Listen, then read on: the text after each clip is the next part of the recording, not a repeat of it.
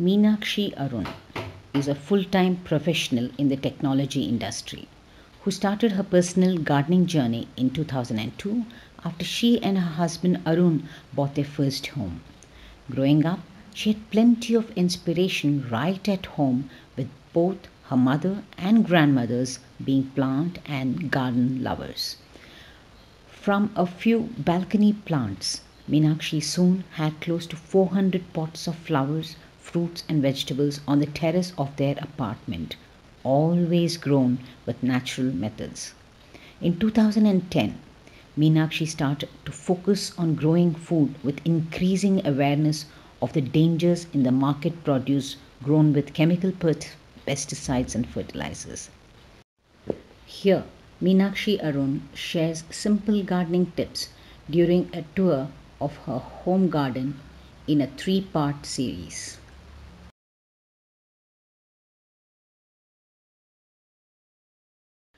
To grow vegetables and fruits successfully, we need to add nutrition to the soil. I compost my kitchen waste and also prepare a variety of fruit enzymes and liquid fertilizers at home.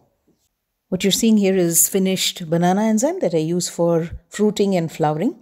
In the large bottle, you can see some more citrus enzyme, fruit enzyme being prepared. The glass bottle has ready citrus enzyme.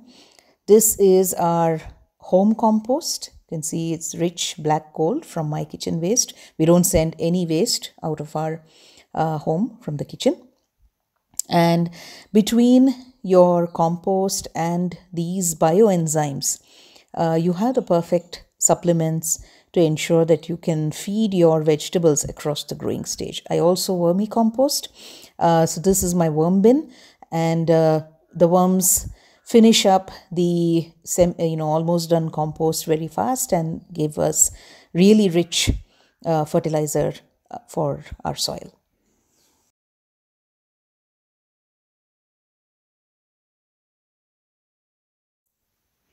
This is a rich gourd plant. You can see some baby gourds are growing.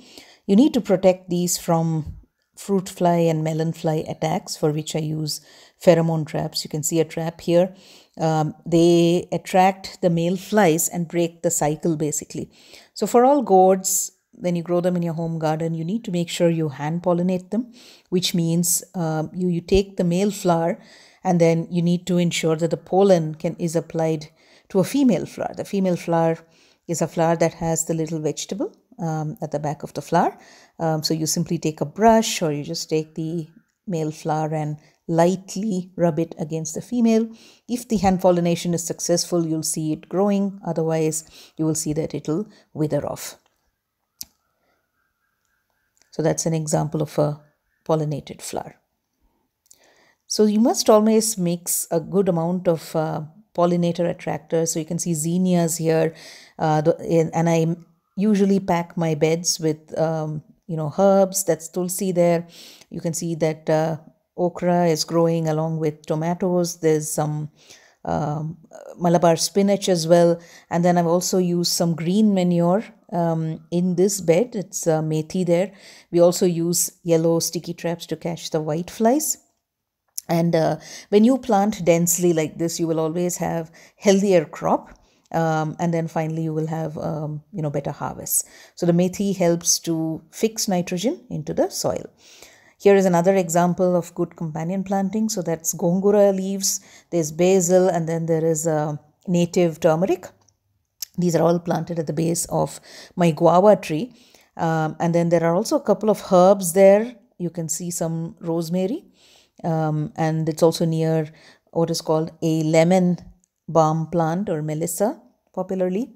This is a guava plant. The trap here is also used to repel some of the melon flies. I have a little bee nest there. You can see these are all brinjals planted along with methi again to add more nitrogen to the soil. This is Mexican coriander. There is some lemongrass. There's a pandanus plant there. And then I also have some bilva and tulsi in the corner. So all of these are excellent to use in your daily cooking and a great addition to any edible garden.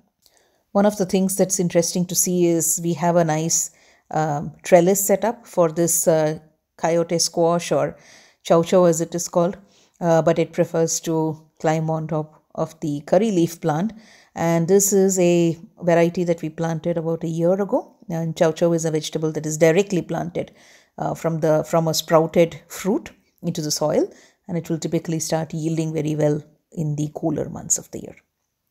This curry plant is also a medicinal variant that we got many years ago, and it has a very strong smell. We had this little population of bees that settled here sometime back in June, and it's a real pleasure to see them buzzing in the garden early in the morning.